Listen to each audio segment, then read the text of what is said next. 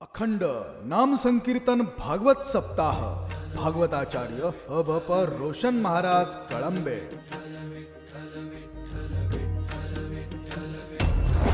सांसद आदर्श ग्राम साईनगरी पांचगाव तालुका उमरेड जिल्हा नागपूर।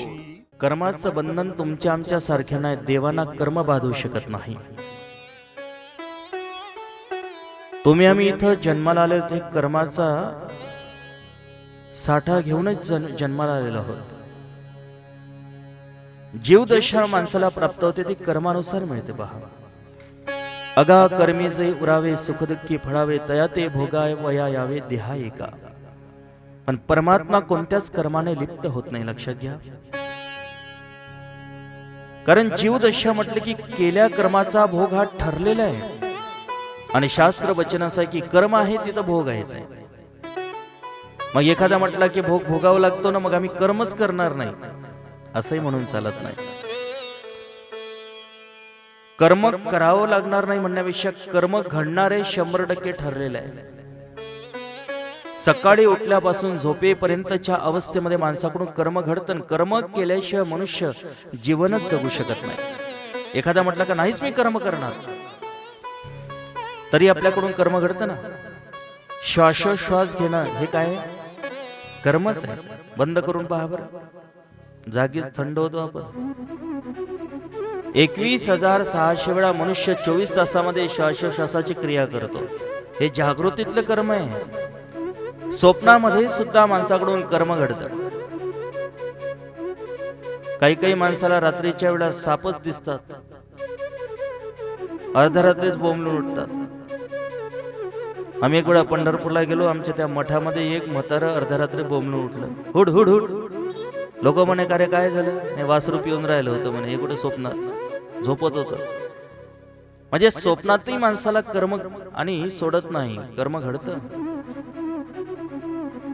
जागृतीत कर्म आहे, झोपल्या अवस्थेमध्ये कर्म आहे। मी कर्म करणार नाही म्हणण्यापेक्षा कर्म तुझ्याकडून घडणारे ठरलेलं आहे। माऊलीच्या भाषेत सांगू तुम्हाला, ज्ञानोबा तर असं म्हणतात, बांधोनी हात पाय तो रथी घातीला आहे, न सांगता जाय दिगंता जेवी। एखादा म्हटलं की मी अजिबात कथा कीर्तनाला प्रवचनाला जाणार नाही, दुसराही जिद्दी होता, अरे म्हटलं असं कसं काय जात नाही, पकडलं त्याला बांधलं दिलं गाडीत टाकून। गाडीत टाकलं आता तो किती म्हणत असेल की मी प्रवचनाला जाणार नाही, पण त्याला बांधल्यानंतर पारतंत्र्य झालाय, तो जावंच लागेल। तसंच जन्माला आल्यानंतर या देहाच्या गावी आल्यानंतर प्रत्येकाकडून कर्म घडणार हे ठरलेलं आहे। ज्ञानोबांनी दिलेला हा सिद्धांत आहे। नाही कशी शर्मपी जातो तिष्ठत्य कर्मकृत कार्यते हवश कर्म सर्व प्रकृती जैर गुणैहि। नियतम कुरु कर्मत्वम कर्म जायो हे कर्मा नश्य शरीर यात्रा पिचते न प्रसिद्धेत कर्मणः। गीतेमध्ये भगवंत बोलून गेले। म्हटलं की एखादा मी कर्म करणार नाही, ज्ञानोबा म्हणतात तुला कर्म करावंच लागेल। कर्माचा भोग भोगावंच लागेल। जिथं कर्म आहे तिथं भोग आहे, ठरलेलं आहे। शरीर म्हटलं की कर्माचा मूर्तिमंत बांधा आहे, पण परमात्मा कोणत्या कर्माने लिप्त होत नाही, लक्षात घ्या।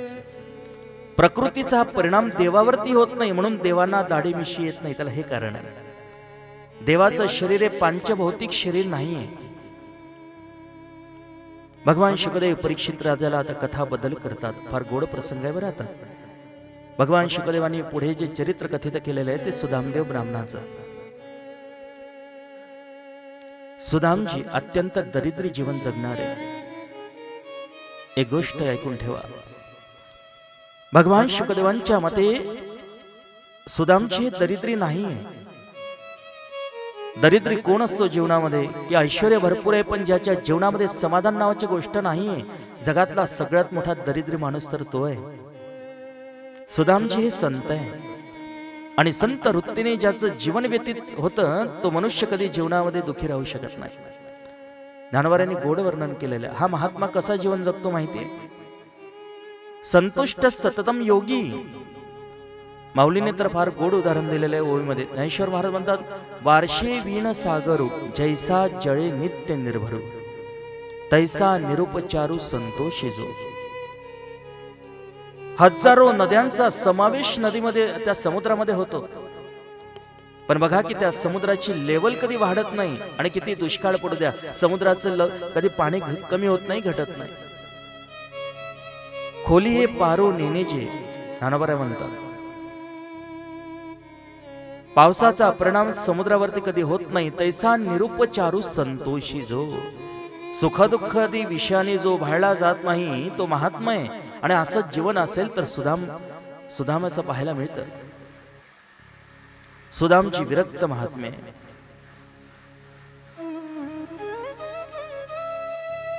अनेक सांगू तुम्हाला, माणसाच्या जीवनामध्ये दारिद्र्य आणि श्रीमंती या दोन गोष्टी जर प्राप्त होत असेल तर याला कारण आहे प्रत्येकाचं ते प्रारब्ध आहे. आत्मदोषेनं दरिद्रता आणि आत्मपुण्येनं सौभाग्यता म्हटलेलं आहे. सुखदुःखादी विषय, दरिद्री श्रीमंतादी विषय हे माणसाला जे उपभोगायला मिळतात ना याला कारणच माणसाचं ते प्रारब्ध आहे. कधी कधी इच्छा माणसं बरेच करतात, बऱ्याच इच्छा मनामध्ये असतात, पण ते प्रारब्धावशात पूर्ण होत नाही. दोष प्रारब्धाचा आहे. आणि प्रारब्ध म्हणजे काय? एका सुभाषितकाराने गोड वर्णन केलंय प्रारब्धाची व्याख्या. मनसा चिंतितम कार्यम दैवम अन्यत्र चिंतयत राजकन्या प्रसंगेन व्याघ्रो जटिल भक्षकः.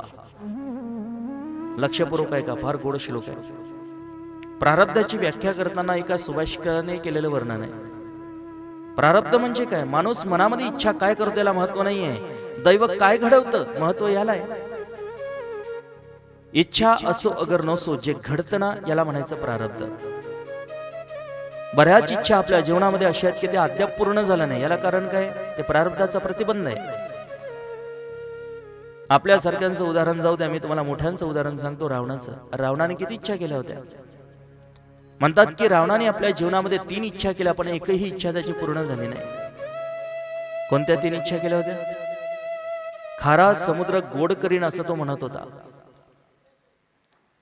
त्यानंतर दुसरी इच्छा केली होती सोन्याला सुगंध आणेन म्हणून. आणि तिसरी एक इच्छा केली होती रावणाने स्वर्गाला पायऱ्या करीन म्हणून. एकही इच्छा पूर्ण झाली नाही. पण मी म्हणतो या 3 इच्छा जर त्याच्या पूर्ण झाल्या असत्या तर आपला तरी किती फायदा झाला असता.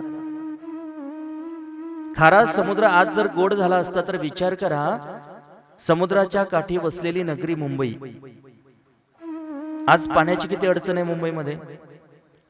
लांबून टँकरने कॅनलचं वगैरे कॅनलच्या माध्यमातून ते पाणी पोच करावं लागतं मुंबईमध्ये, गरज भागवावी लागते. पण बाजूलाच असणारा समुद्र जर रावणाच्या शक्तीने त्या ठिकाणी त्याला जर गोडवा निर्माण झाला असता तर पाण्याची टंचाई मुंबईकरांना भासली नसती किंवा लांबून टँकरने पाण्याची गरज भागवावी लागली नसती. तिथल्या तिथे ते पाणी उपयोगात आलं असतं. पण काय करू, रावण म्हणतो ती इच्छा पूर्ण झाली नाही. रावण म्हणतो की स्वर्गाला पायऱ्या करावं असं मला वाटत होतं पण ती पण इच्छा पूर्ण झाली नाही. कशा करता? समजा एखाद्याचे आजोबा स्वर्गवासी झाले आणि त्यांना तिथं निरोप पोहोचून द्यायचा असला की आपल्या शेतामध्ये विहीर खोदून झाली, पाणी भरपूर लागलेलं आहे, आता फक्त पाईपलाईन टाकायची तेवढी शिल्लक राहिली, तेवढं काम आटोपलं म्हणजे मग आपण असा जर निरोप समजा वरती पोहोचवायचा असला आजोबाला म्हणा किंवा आजीला म्हणा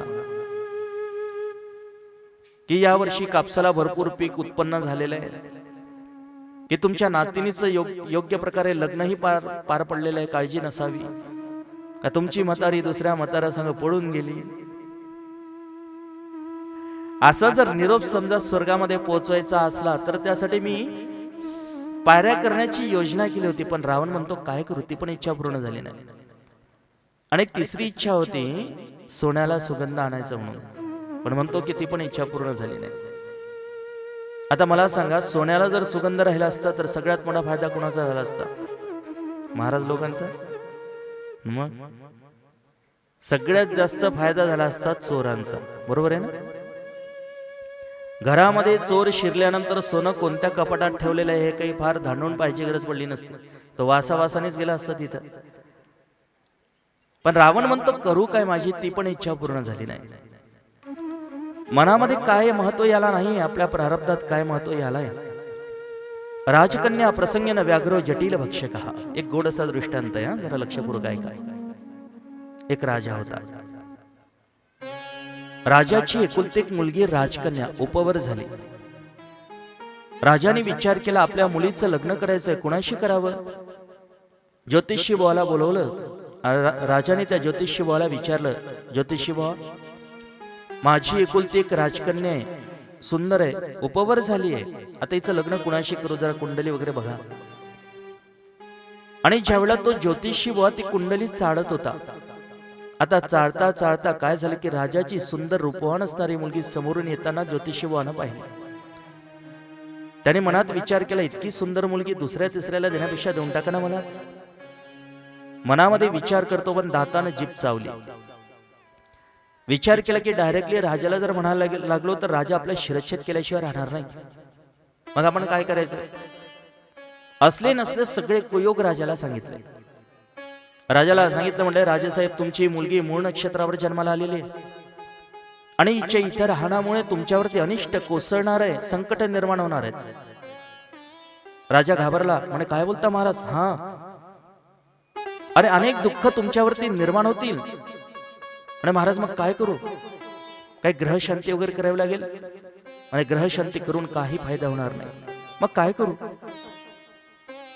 ज्योतिषी भावाने सांगितलं, म्हणे, माझा ऐका, या मुलीला मारू तर नका, पण जिवंत असताना एका लाकडी पेटीमध्ये पॅक करा, ती लाकडी पेटी त्या नदीत सोडून. आता याचा कट तुमच्या लक्षात आला का? या ज्योतिषी भावाचा जो आश्रम होता त्या नदीच्या काठी होता. आता याचं स्वप्न होतं की लाकडी पेटीमध्ये त्या मुलीला पॅक केल्यानंतर ती वाहत वाहत आपल्या आश्रमापर्यंत येणार आणि एकदा ती जवळ आली की आपण त्या पेटीला बाहेर काढायचं, त्या मुलीला बाहेर काढायचं, तिच्या गळ्यामध्ये आपण वरमाला टाकायची, ती आपल्या गळ्यामध्ये टाकणार, दोघांचं लग्न आणि सुखानं संसार होणार, हे त्याचं स्वप्न होतं. मग झालं काय? तो राजा एकुलती एक मुली कशी काय सोडून देणार हो? रात्र विचार करण्यामध्ये गेली, काय करावं प्रश्न निर्माण झालेला. राजाला झोप येत नाहीये, जेवण सुद्धा केलं नाही, इकडचा तिकडे कड बदलवत आहे. दुसऱ्या दिवशी सकाळी घडलेला सगळा प्रकार प्रधानाला सांगितला. आता प्रधान अत्यंत हुशार होता. प्रधानाने सांगितलं, म्हणे, महाराज काळजी करू नका, ती जबाबदारी माझ्याकडे सोपवा, मी सगळं व्यवस्थित करून देतो. आता प्रधान हुशार असल्यामुळे त्याने काय केलं? प्रधानाने 100-200 सैनिकांना सांगितलं, जा आणि वनामध्ये जाऊन एक जिवंत वाघ जाळ्यामध्ये पकडून आणा. प्रधानाच्या सांगण्यावरून सर्वचे सर्व सैनिक निघाले वाघाचा शोध घेण्याकरता. वाघ पकडला, जाळ्यामध्ये आणला. विचारलं, प्रधानजी आता काय करू? म्हणे, त्या लाकडी पेटीमध्ये पॅक करून. लाकडी पेटीमध्ये तो वाघ पॅक केला. म्हणे, आता काय करू? त्या नदीत सोडून. ती लाकडी पेटी नदीमध्ये सोडली, तिकडे हा वाट पाहतच होता. आता मुलगी नंतर येईल, ती आपण बाहेर काढायची, मग ती आपल्या गळ्यामध्ये वरमाला टाकेल, आपण तिच्या गळ्यामध्ये वरमाला टाकणार, दोघांचं लग्न होणार, सुखानं संसार होणार, हे स्वप्न पाहतच होता. आणि करता करता ती आली पेटी वाहत वाहत वाहत. आणि जशी पेटी बघितली तर मग विचारू नका, उजळले भाग्य आता अवघी चिंता वारली. बस म्हटलं, आता आपलं भाग्य उजळलं, त्या मुलीला बाहेर काढायचं, तिच्याशी लग्न करायचं. पेटीला बघितल्याबरोबर ती पेटी आणून कडेला उभं केली आणि पेटीचं दार जसं उघडलं तसंच 4 दिवसापासून भुकेजलेला, खवळलेला, चिडलेला वाघ जसा बाहेर आला. आता त्यांना काय केलं असेल हे मी सांगू का? खाऊन फस्त केलं, दुसरं काय? राजकन्या प्रसंगेन व्याघ्र जटिल भक्षक. इच्छा करतो राजकन्याची पण प्राप्त होतो तो वाघ, याला म्हणतात प्रारब्ध.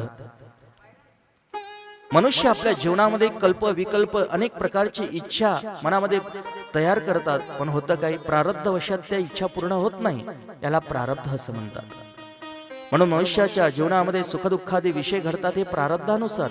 धनही प्राप्त होतं ते प्रारब्धाने, आणि मनुष्याच्या जीवनामध्ये मानही जो मिळतो तो प्रारब्धाने. अन्न, मान, धन हे तो प्रारब्धाधीन. म्हणून काही काही प्रारब्धवादी असतात, काही काही कर्मवादी माणसं असतात. म्हणून संत सांगतात, कर्मही माना आणि प्रारब्धावरही विश्वास ठेवा. जय जय राधारमण हरि बोल, जय जय राधारमण हरि बोल. जय जय राधारमण हरि बोल, जय जय राधारमण हरि बोल, जय राधा हरि बोल, जय जय राधा जय राधारमण हरि बोल जय राधारमण हरि बोल जय जय राधारमण जय जय राधारमण जय जय राधारमण हरि बोल जय जय राधारमण जय जय राधारमण जय जय राधारमण हरि बोल जय जय राधारमण जय जय राधारमण जय जय राधारमण हरि बोल जय जय राधारमण जय जय राधारमण जय जय राधारमण हरि बोल जय जय राधारमण हरि बोल जय जय राधारमण हरि बोल राधारमण हरि बोल जय जय राधारमण हरि बोल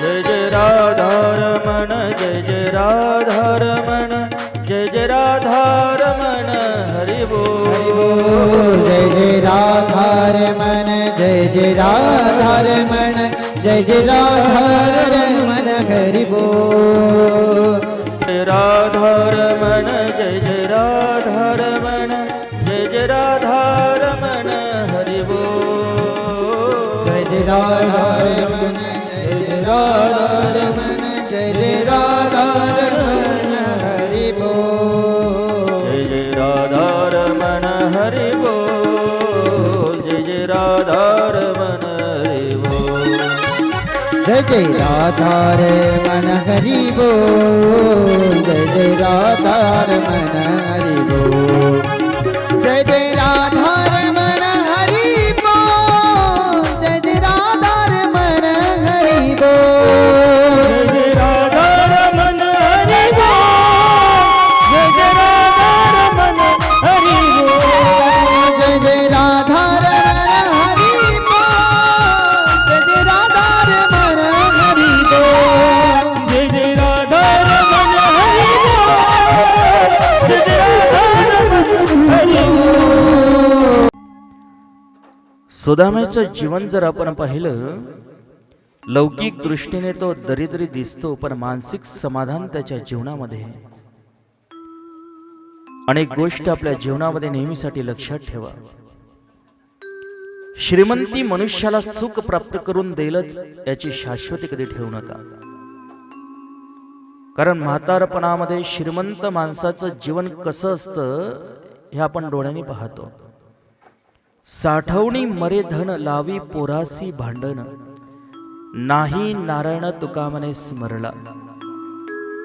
संतांनी अनुभव व्यक्त केलेला आहे. जी माणसं व्यसनी असतात ते आपल्या जीवनामध्ये कधी सुखी राहू शकत नाही. कारण धनाच्या मागे 15 अनर्थ भागवतामध्ये सांगितलेले आहेत. स्थेयम हिंसा नृतम दंभ काम क्रोध स्मयो मदः भेदो वैरम अविश्वास संस्पर्धा व्यसना नीच. ज्याच्या ठिकाणी श्रीमंती आहे त्याला या 15 अनर्थाला मुकावं लागतं.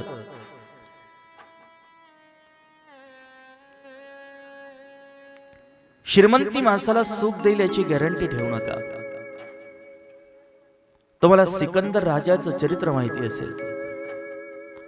एवढा ऐश्वर्य संपन्न होता की संपूर्ण जग त्याने आपल्या ताब्यात केलं होतं. अनेक देशावरती विजय मिळवलेला होता. इजिप्त देशातील तो राजा सिकंदर 22 वर्षाचा असताना विचार करतोय, आपल्या बापाने मिळवलेल्या प्रॉपर्टीवरच आपण समाधानी राहायचं नाही. मग जास्तीत जास्त श्रीमंत कसं होता येईल, जास्तीत जास्त देश आपल्या ताब्यात कसे करता येईल यासाठी म्हणून तो प्रयत्न करण्यासाठी म्हणून जग जिंकण्यासाठी निघाला. जग जिंकण्यासाठी निघालेला हा सिकंदर राजा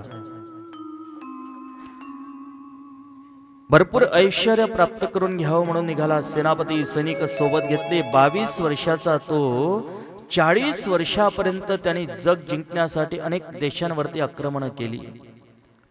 40 वर्षाच्या या काळामध्ये 22 वर्षाचा सिकंदर 62 वर्षाचा झाला. अनेक देशावरती त्याने विजय मिळवला. पण सत्ता मिळवल्यानंतर ज्यावेळेला तो आपल्या मायदेशी परत येण्याकरिता लागला, एका वाळवंटामध्ये त्याचा मुक्काम पडला. सहारा वाळवंट जगातलं सगळ्यात मोठं वाळवंट आहे. पेरू देशामध्ये वाळवंटामध्ये ज्यावेळेला तो वास्तव्य करू लागला, रात्रीचा प्रसंग त्यांनी वहीमध्ये सगळा हिशोब वगैरे पाहिला. किती देशांवरती आपण विजय प्राप्त केला म्हणून हिशोब करीत बसला आणि ती वही पेटीमध्ये ठेवून दिली. तंबूमध्ये मुक्काम करत होता. सगळे सेनापती सैनिक त्या वाळवंटामध्ये मुक्कामाला होते. प्रवासाचा आणि तो प्रसंग होता. अकस्मात काय झालं, शत्रूचं आक्रमण झालं.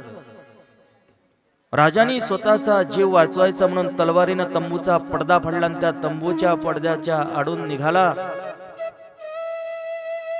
रात्रभर त्या वाळवंटामध्ये इकडे तिकडे सैरावेरा पळतो आहे. रात्रीच त्याला तहान तर लागली, पण पाण्याची व्यवस्था कुठे आहे तिथे? भलं मोठं वाळवंट. एकदा त्या वाळवंटामध्ये जर कोणी माणूस गेला की परत जिवंत येणार नाही, असं भयान वाळवंट. सकाळचे 10 वाजले, पाण्यासाठी जीव कासावीस झाला. दुपारचे 2 वाजले, पाणी पाणी अन्न अन्न करू लागलेला. सायंकाळ झाली, कडक ऊन, उन्हाळ्याचे दिवस, प्राण कासावीस झाला. आता प्राण जाईल की काय अशी दयनीय अवस्था त्याची निर्माण झाली.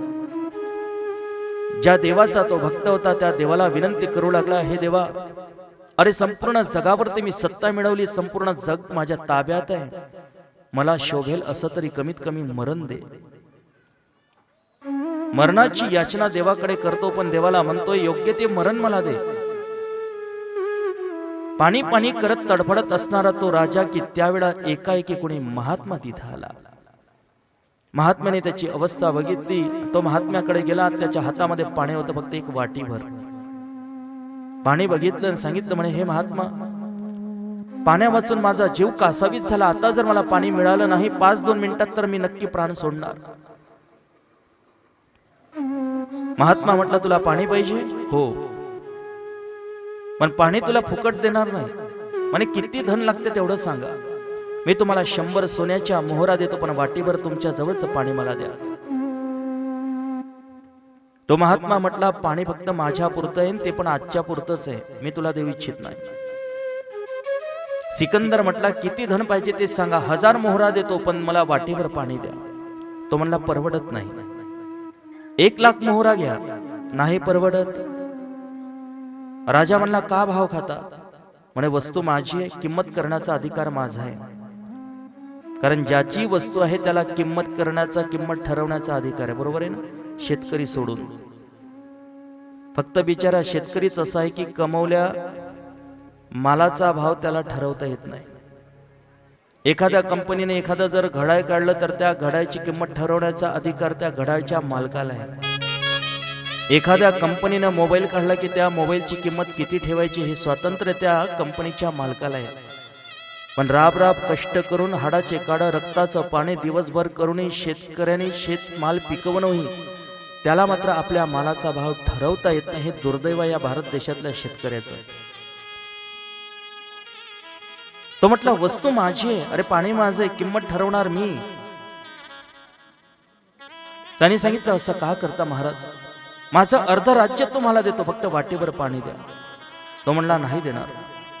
माझं संपूर्ण राज्य तुम्हाला देतो, आता तरी वाटीभर पाणी द्या. संन्याशाने त्याला पाणी दिलं. घे. सिकंदर पाणी पिला आणि तृप्त झाला. आणि लगेच संन्याशी तिथून निघून जाऊ लागला. राजाने विचारलं, राज्य घेऊन जाणार नाही? नको मला तुझं राज्य. अरे मला जर राज्य पाहिजे असतं तर मी कशाला संन्याशी झालो असतो? मग अर्ध्या तासापासून माझ्यासोबत तुम्ही भाव केला, याचं कारण काय? म्हणे राजा भाव कशा करता केला? तुला लक्षात आलं असेल की तुझ्याकडे जे ऐश्वर्य आहे, संपूर्ण जगाचा तू मालक आहे, संपूर्ण जग तू सत्ता मिळवलेली आहे.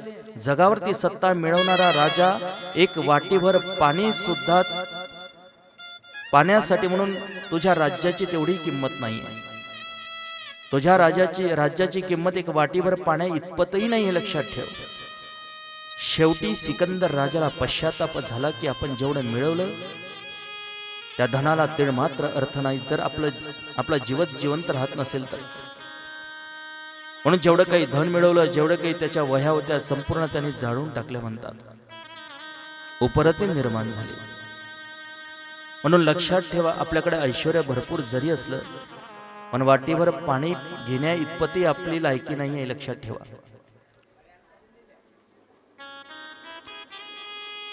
हे सगळं कशा करता बोलतो? सुदामदेव ब्राह्मण दरिद्री आहे, पण लौकिक दृष्टीने जरी असला तो अंतःकरणात अत्यंत श्रीमंत आहे. काय झालं? भगवान शुकदेव बोलतात, परीक्षित 5 दिवस झाले सुदामदेवाला काही खायला मिळालं नाही. पत्नी नाव सुशीला. सुशीला जाते आणि सुदामजीला म्हणतायत, स्वामी मी काय म्हणते जरा ऐकता का? अरे 5 दिवस झाले आपले मुलं पाणी पाणी अन्न अन्न करून ओरडू लागले. चिमणी ओरडली तर घरामध्ये दानाने ही त्यांची दयनीय अवस्था आहे. माझा ऐका ना जरा. तुम्ही सारखं त्या कृष्णाचं नाव घेता, म्हणता की तो द्वारकेचा राजा आहे, माझा बालपणीचा मित्र आहे. अरे मग जात का नाही त्याच्याकडे? एकदा तुम्ही त्याच्याकडे गेलात आणि त्याला जर आपली दया आली तर कायमचं दारिद्र्य नष्ट करेल. तो उदार आहे, ऐश्वर्य संपन्न आहे, जा त्याच्याकडे. सुदामचे ब्राह्मण आणि शिवाय ते विद्वान होते. त्याने सांगितलं, बघ सुशीला, त्याच्याकडून काही मिळावं ही अपेक्षा ठेवून मला जा म्हणशील तर मी जायला तयार नाहीये. आपत्ती काले मित्रस्य न गच्छत. पत्नी म्हणायला लागली, नका त्याला ऐश्वर्य मागण्यासाठी जाऊ, पण कमीत कमी जा त्याचं दर्शन तर घेऊन या. सुदामजी म्हटले, हा दर्शन या हे तुला घेऊन म्हणशील तर मी नक्की जातो, पण त्याच्याकडून धन द्रव्य मिळेल ह्या अपेक्षेने जर पाठवशील तर मग जायला तयार नाहीये. सुशीला म्हटले, तुम्ही जा तर खरं, पुढे काय होईल ते होईल. सुदामजी जाण्याकरता प्रवृत्त तर झाले, पण पत्नीला एक शास्त्र सांगितलं. म्हटले, तुला माहिती आहे, राजाकडे, देवाकडे, गुरुकडे वा मित्राकडे जात असताना रिक्त पाहणे न गच्छत राजानाम देवतांग गुरुम दैवज्ञम भेषजम मित्रम फलेना फलमादेशत. राजाकडे, देवाकडे, गुरुकडे वा मित्राकडे जात असताना रिकाम्या हाताने जाऊ नये. म्हणून तर आपण कथा कीर्तनातही येतो तर देवाकरता प्रसादाचं काहीतरी वस्तू साहित्य घेऊन येतो. याला ते कारण आहे. मंदिरामध्येही जातो तर फुल हार प्रसाद वगैरे काहीतरी घेऊन जायचं असतं. सुदामजीच्या वेळा जाण्याकरता प्रवृत्त झाले आणि सांगितलं, म्हणे बघ घरामध्ये काय असलं तर बघ. सुशीलेने संपूर्ण घर थांडवून पाहिलं पण कुठेच काही मिळालं नाही. म्हणतात की एका मडक्यामध्ये मडकटलेले तुकडे झालेले पोहे तिला दिसले. बांधण्याकरता कापडही नीट नसावा, मडकटलेल्या फाटलेल्या कापडामध्ये ते आणि पोहे बांधले, सुदामजीला दिले.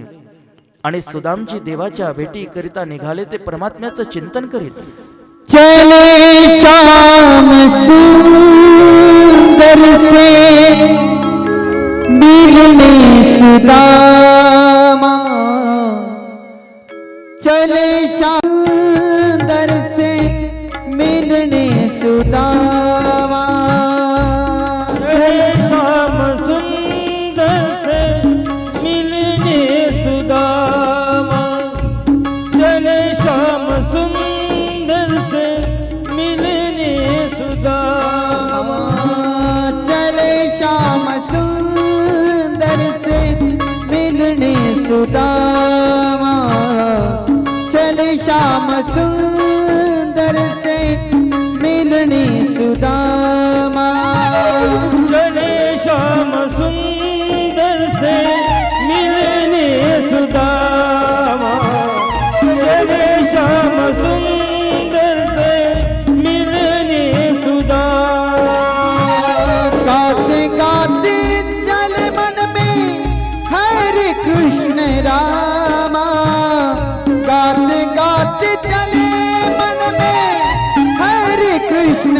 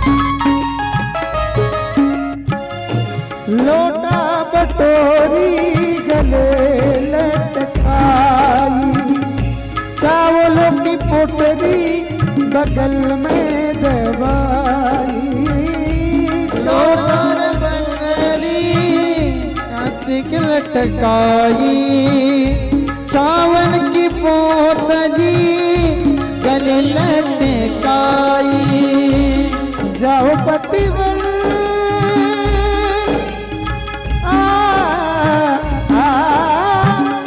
जाओ पतिवर कृष्ण के रामा, चले श्याम सुंदर से मिलने सुदामा, चले श्याम सुंदर से मिलने सुदामा।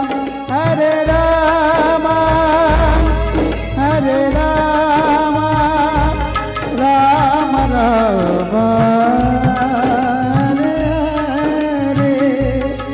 हरे कृष्णा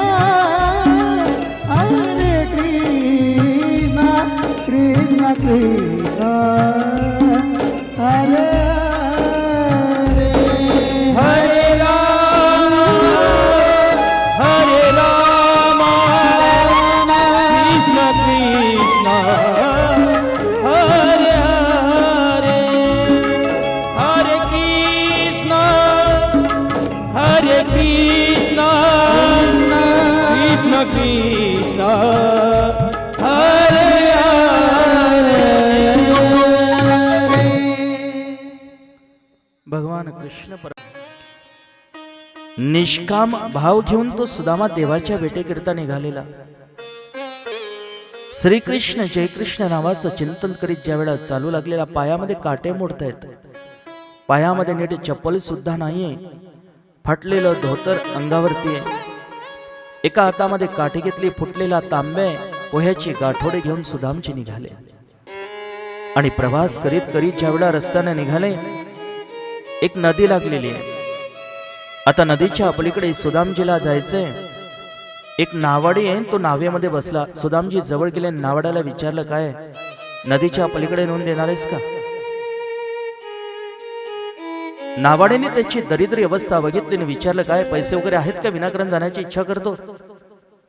सुदामजींनी सांगितलं, बघ माझ्याकडे तर पैसे नाहीये बाबा, आणि बिगर पैशाने तू तर नदीच्या पलीकडे मला नेऊन देणार नाहीस, राहू दे, मी जातच नाही. असंही एकदा वाटलं, पण दयनीय अवस्था बघितली, त्या नावाड्याला ही दया निर्माण झाली. चल बस, दरिद्री दिसतोय, बिगर पैशाने नेऊन देतो तुला पलीकडे.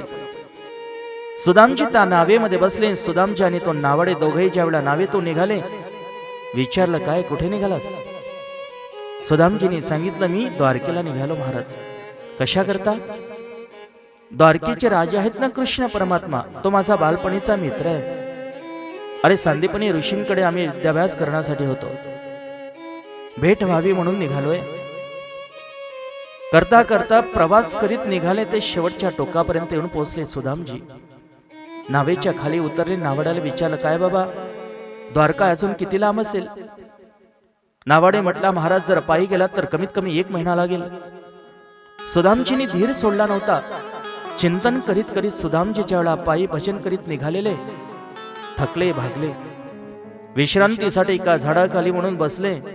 झोप लागली आणि कालांतराने काही वेळात ज्यावेळेला डोळे उघडले तर काय चमत्कार घडला होता. ज्या द्वारका नगरीमध्ये जाण्यासाठी सुदामजी निघाले, त्या द्वारकेत सुदामजी येऊन पोहोचले. सुदामजीला माहिती पण नाही. डोळे उघडून बघता तर जिकडे तिकडे सोन्याचे महल. आश्चर्य वाटलं, मी कुठे येऊन पोहोचलो? येणारे जाणारे होते, त्या सर्वांना विचारलं, म्हटलं, का ही नगरी कुणाची आहे? सांगणार म्हणे, महाराज ही तर द्वारका नगरी आहे. सुदामजीला आश्चर्य वाटलं, हे भगवान, अरे या द्वारकेमध्ये मी केव्हा येऊन पोहोचलो? नक्की माझ्या द्वारकाधीश कृष्ण परमात्म्याची कृपा आहे. येणाऱ्या जणांना विचारलं, म्हटलं, का हो भगवान कृष्णाचा या ठिकाणी महल कुठे आहे? सांगणारा म्हटला, समोर जा, जो सोन्याचा गेट दिसेल ना, तोच भगवान कृष्णाचा महल आहे. सुदामजी त्या दरवाजा समोर जातात. 2 द्वारपाल उभे आहे. ते चित्र डोळ्यासमोर आणा. सुदामजी गेट जवळ गेल्यानंतर द्वारपालाने अडवलं, कोण आहेस? थांब. परवानगी न घेता आतमध्ये कसं काय निघाला? सुदामजींनी सांगितलं म्हणे, बघा बाबा, माझी दरिद्री अवस्था बघून असं समजू नका की मी कोणी ब्राह्मण दरिद्री आहे आणि भगवान कृष्णा काहीतरी मागण्यासाठी आलो म्हणून. द्वारपालाने सांगितलं, बघा, आमच्या महाराजांच्या महलामध्ये ब्राह्मणांना आणि वैष्णवांना येण्याकरता मनाई नाही, पण परवानगी घेतल्याशिवाय तर आम्ही तुम्हाला आतमध्ये सोडू शकत नाही, शेवटी आम्ही पण नौकरच आहोत. सुदामचे म्हटले, मग ठीक आहे, माझी अशी विनंती आहे की फक्त द्वारकाधीश कृष्ण परमात्म्याला एवढं सांगा, तुमचा बालपणीचा मित्र सुदामा आलेला आहे. द्वारपाल म्हटले, हा, तुम्ही इथेच थांबा, आम्ही सांगून येतो. आणि करता करता द्वारपाल जातात, भगवान कृष्णाच्या कानाजवळ सांगितलं म्हणे, महाराज, तुमचा कोणी बालपणीचा मित्र आलेला आहे आणि म्हणतो की त्याचं नाव सुदामा आहे म्हणून. सुदामा शब्द ऐकल्याबरोबर भगवान परमात्मा, देखो देखो ये गरीब का हाल, कृष्ण के दर पे विश्वास लेके आया हूँ, मेरे बचपन का यार है मेरा शाम, यही सोच कर मैं आस लेके आया हूँ.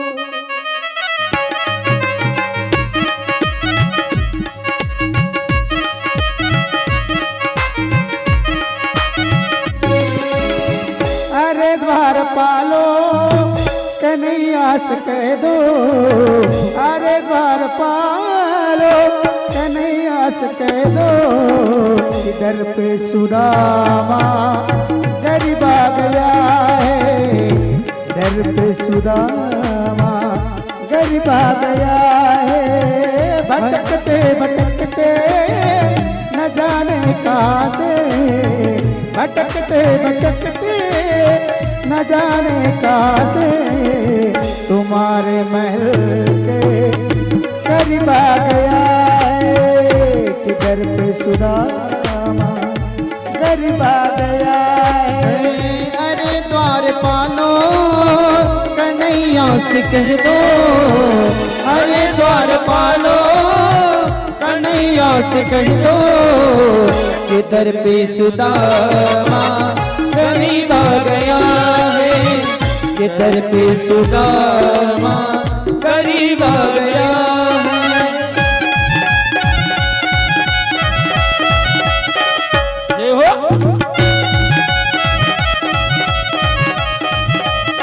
हरि बोल.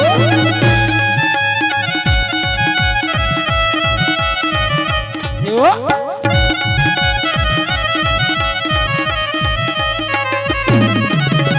न सर पे पगड़ी न तल पे जामा, बता दो कन्हैया को नाम है सुदामा, बता दो कन्हैया को नाम है सुदामा हो, बता दो कन्हैया को नाम है न सुदामा. सर पे पगड़ी न तन पे है जामा, बता दो कन्हैया को नाम है सुदामा. न सिर पे है पगड़ी नटन पे है जामा, बता दो कन्हैया को नाम है सुदामा हो, बता दो कन्हैया को नाम है सुदामा. एक बार मोहन से जाकर के कह दो, एक बार मोहन से जाकर के कह दो, कि मिल नहीं सका बदे नसीब आ गया है, तुम्हारे महल करीब आ गया है. अरे द्वारपालो कन्हैया से कह दो, अरे द्वारपालो कन्हैया से कह दो, किधर पे सुदामा गरीब आ गया है, किधर पे सुदामा गरीब आ गया है.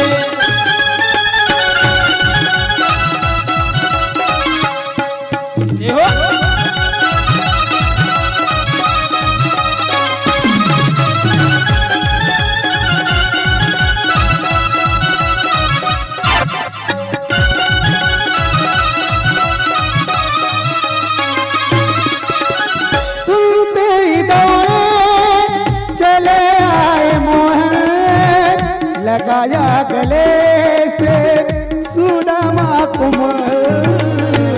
लगाया गले से सुदामा को मोहन लगाया गले से सुदामा को मोहन सुनते ही डवरे चले आए मोहन लगाया गले से सुदामा को सुनते ही डाले चले आए मोहन लगाया गले से सुदामा को मोहन लगाया गले से सुदामा को मोहन हुआ रुक्मिणी को बहुत ही अचंबा हुआ रुक्मिणी को बहुत ही अचंबा ये मेहमान कैसा अजीब आ गया है तुम्हारे महल के करीब आ गया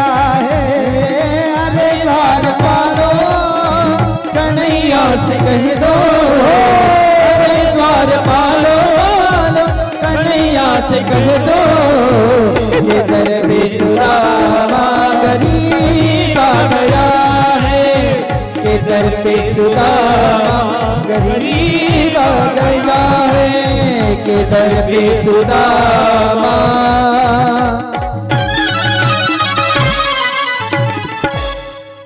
गरीब आ गया है कृष्ण परमात्मा थेट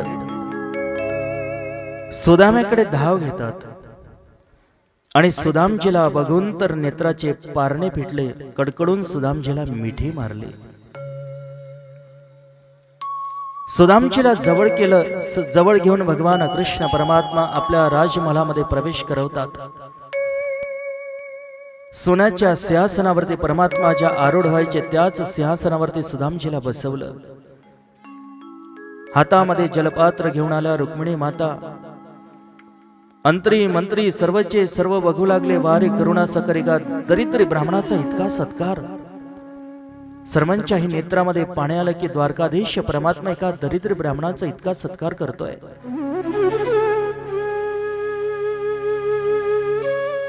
परमात्मा सुदामजीच्या पायावरती पाणी टाकून चोळून चोळून पाय धुवू लागले. रुक्मिणी माता आणि भगवंत सुदामजीची सेवा करतात. आता पाय धुवू लागले की सुदामजी भगवंताला म्हणायला लागले, कृष्णा थांब, हे काय करतोय? भगवान म्हटले, सुदामजी मी करतोय ते बरोबर करतोय, तुम्ही शांत राहा. अरे तुमच्या चरणाचं पाणी तर संपूर्ण महालामध्ये शिंपडलं जाईल. आज माझ्या ठिकाणी जे अस्तित्व आहे ना सुदामजी, हे सगळं तुमच्यासारख्या संत महात्म्यांच्या कृपेचा हा प्रसाद आहे. तुमच्या चरणाचं पाणी संपूर्ण महालामध्ये शिंपडलं जाईल. आज मला या गोष्टीला तुम्ही प्रतिबंध करू शकत नाही. सुदामजी संकोच करतात. नवीन वस्त्र परिधान करण्यासाठी दिले आणि मग भोजनाची व्यवस्था करण्यात आली. भगवंताच्या सर्वच्या सर्व पत्न्या त्या ठिकाणी सुदामजीचं दर्शन घेण्यासाठी गर्दी करू लागलेल्या. रुक्मिणी मातांनी स्वतःच्या हाताने 2 ताटं तयार केलेले होते. सुदामजींनी ज्यावेळेला त्या ताटामध्ये पंचपक्वानाचं जेवण बघितल्यानंतर भगवंताला सांगितलं, हे केशव, मला ना एवढं मिष्टान्न खाण्याची सवय नाहीये. अरे मी तर 2 पोळ्या पाण्यामध्ये बुडवून मिठासहित रोज सेवन करतो, जेवण करतो, यापेक्षा मला दुसरं पचत नाही. भगवान म्हटले, सुदामजी तुम्ही सावकाश जेवण करा, काळजी करू नका. दोघांची भोजन झाल्यानंतर भगवंताने सुदामजी ज्यावेळा गप्पा करण्यासाठी बसलेले, सुदामजीच्या समोर अनेक देवाच्या स्त्रिया येऊन उभ्या होत्या. सर्वच्या सर्व येऊ लागल्या सुदामजीकडून नमस्कार करून आशीर्वाद मागण्यासाठी. पहिली आली, प्रणाम महाराज, माझं नाव रुक्मिणी, प्रणाम करते. सुदामजीने हात वरती करायचा, आशीर्वाद द्यायचा, सौभाग्यवती भव. दुसरी आली, प्रणाम महाराज, माझं नाव जामवती, प्रणाम करते, हात वरती करायचा, आशीर्वाद द्यायचा, सौभाग्यवती भव. एक आली, प्रणाम महाराज, माझं नाव कालिंदी, प्रणाम करते, सौभाग्यवती भव. एक आली, म्हणायला लागले, म्हणे प्रणाम महाराज, माझं नाव सत्यभामा, प्रणाम करते. सुदामजी म्हणायचे, सौभाग्यवती भव. एक म्हटली, माझं नाव लक्ष्मणा, प्रणाम करते, सौभाग्यवती भव. एक म्हटले, माझं नाव भद्राय, प्रणाम करते, सौभाग्यवती भव. एक आली, म्हणायला लागली, माझं नाव नागनजिती, प्रणाम करते, हात वरती करायचा, आशीर्वाद द्यायचा, सौभाग्यवती भव. आता हात वरती करून आशीर्वाद देऊन देऊन किती देणार? 50 वेळा 100 वेळा बस झालं. सुदामजीचा हात दुखला, काय करावं प्रश्न निर्माण झाला. सुदामजी भगवान कृष्णाच्या जवळ कानाजवळ गेले आणि सांगितलं म्हणे, कृष्णा अरे अजून किती आहे? भगवान कृष्ण म्हटले, अभी तो शुरुआत हुई, दिल्ली बहुत दूर है. अरे पण आहे किती? 16,108. काय बोलतो? अरे एवढ्या बायका करायला तुला फुरसत तरी केव्हा भेटली? एवढ्या कुठे बायका करायच्या असतात का? आणि मी असंच जर आशीर्वाद देत गेलो इतक्या जणींना तर माझ्या हाताचं काय होईल? भगवान म्हटले, तुझं तू बघ.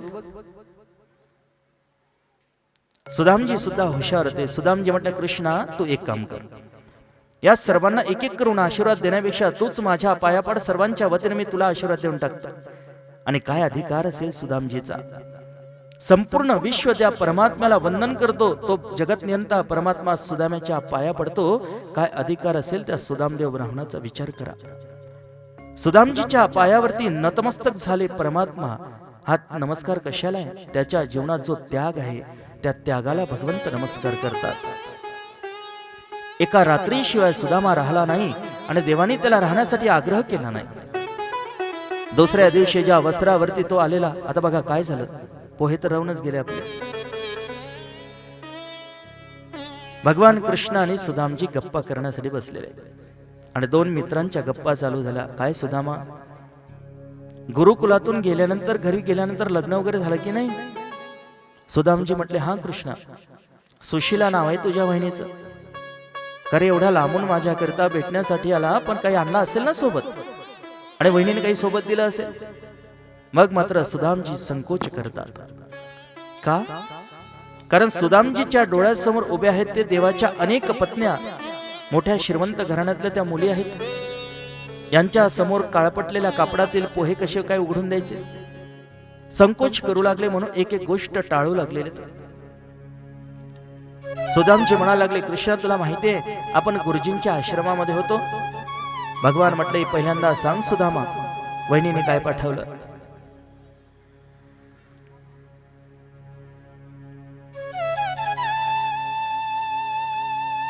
आणि त्यावेळेला मात्र सुदामजी संकोच करता बघता भगवंताच्या नेत्रामध्ये पाणी आलं.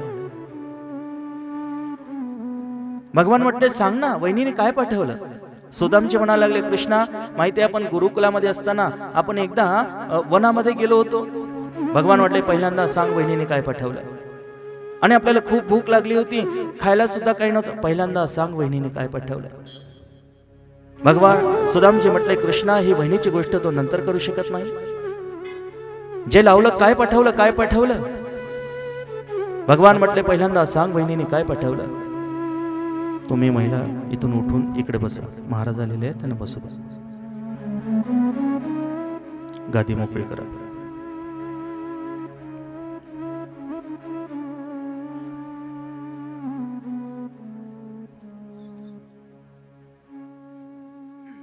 आदरणीय सत्तार यांचं आपल्या कीर्तन मंडपामध्ये आगमन झालेलं आहे. महाराजांचं आपण स्वागत करूया. आइए महाराज विराजिए, आइए महाराज विराजिए, आइए महाराज विराजिए, आइए महाराज विराजिए, आइए महाराज विराजिए, आइए महाराज विराजिए, आइए महाराज विराजिए, आइए महाराज विराजिए। कृपा करो अनुमति सा, कृपा करो अनुमति सा, अनुमति सा, आइए महाराज विराजिए, आइए महाराज विराजिए, आइए महाराज विराजिए, आइए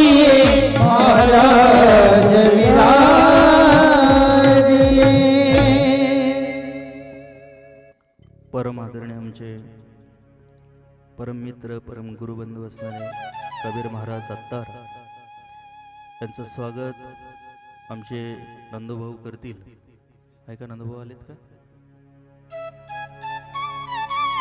सर्वांनी एकदा जोरात टाळ्या वाजवायच्या. थांबा थांबा थांबा. साप आल्यावर रट्टा मारायचा असतो, पहिलेच रट्टा मारणं सुरू केलं.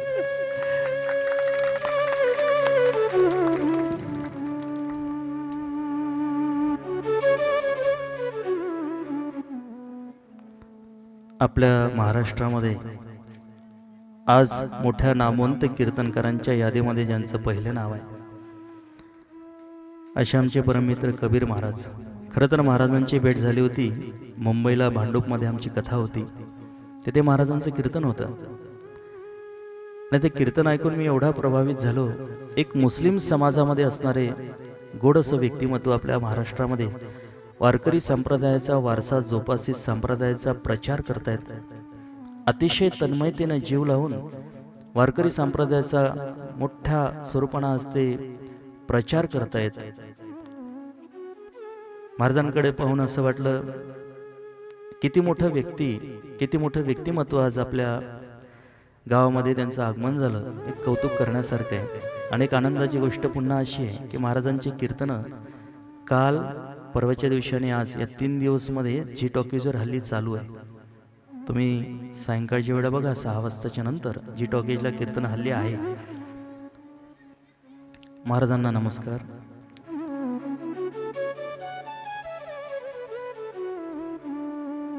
सर्वांनी कीर्तनाला यायचं आहे बरं 9 वाजता. आज मंडप पूर्ण भरला पाहिजे. 7 दिवस नाही भरला, पण आज मात्र भरू द्या. हा, दुसऱ्याला पण सांगा, तुम्ही तर आहेतच आहे, पण फोन करून व्हॉट्सअपला इकडे तिकडे मेसेज जाऊ द्या. लक्ष द्या.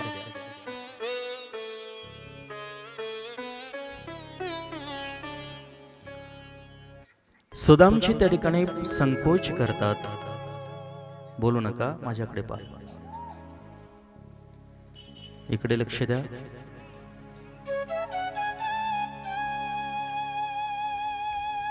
सुदामजीचा संकोच बघितला. शेवटी भगवंताने त्याच्या बगलेमध्ये हात टाकला आणि ती जी गाठोडे होती पोह्याची हिसकावून घेतली. आणि ज्यावेळेला ती गाठोडे उघडली तर बघितलं त्याच्यामध्ये मळकटलेले पोहे. परमात्म्याच्या नेत्रामध्ये पाणी आलं. भगवान विचार करतात, सुदामा काय रे तुझी दरिद्री अवस्था. असं करून एक एक मूठ भगवंत आपल्या मुखामध्ये सोडू लागले की देवाच्या बाकी इतर पत्नी आल्या म्हणा लागल्या, थांबा, अरे पोटाला त्रास होईल, आम्हाला पण द्या. इतर पत्न्यांनी सुद्धा ते पोहे सेवन केले प्रसाद म्हणून. भगवंतांनी तर जास्त राहण्यासाठी आग्रह केला नाही. सुदामा जास्त राहिला एका रात्रीशिवाय. सुदामजी ज्या वेळा जाऊ लागले त्यावेळेला ज्या वस्त्रावरती ते परिधान करून आलेले वस्त्र, त्या वस्त्रावरती सुदामजीला पाठवलं.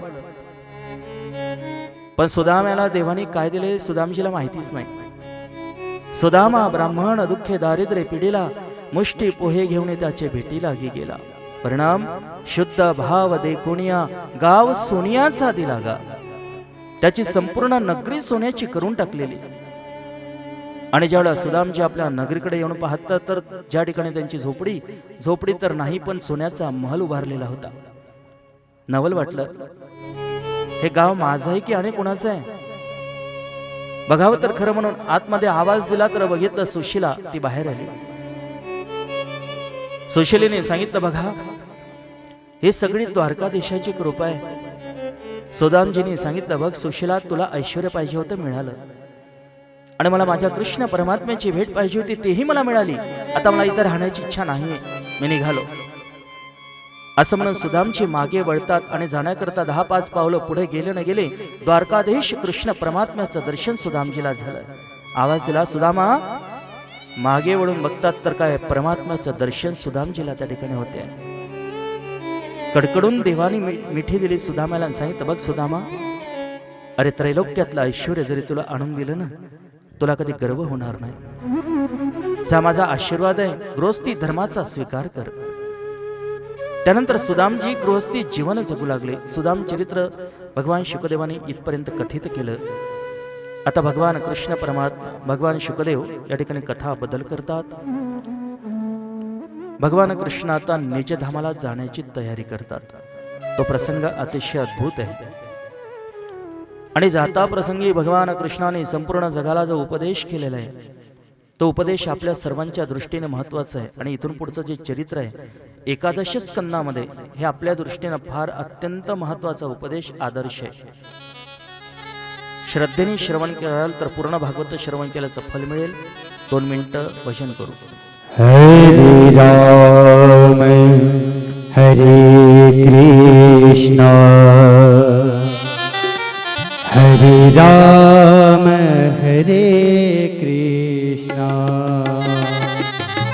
हरे राम हरे कृष्ण हरे राम हरे कृष्ण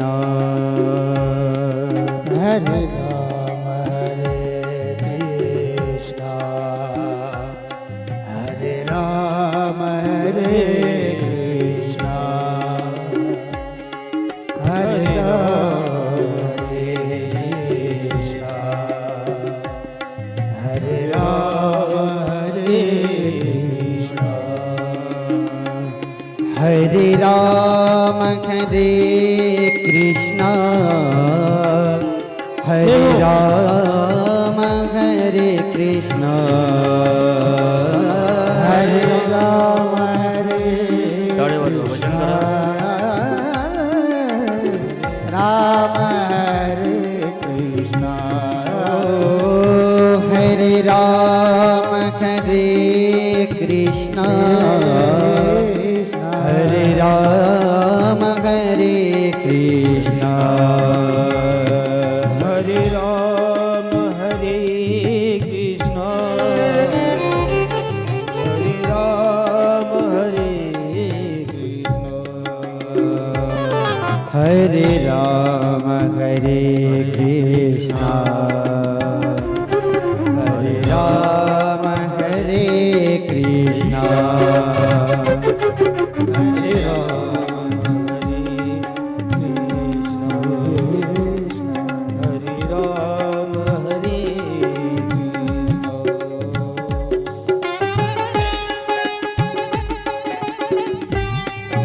जय हो हरि बोल.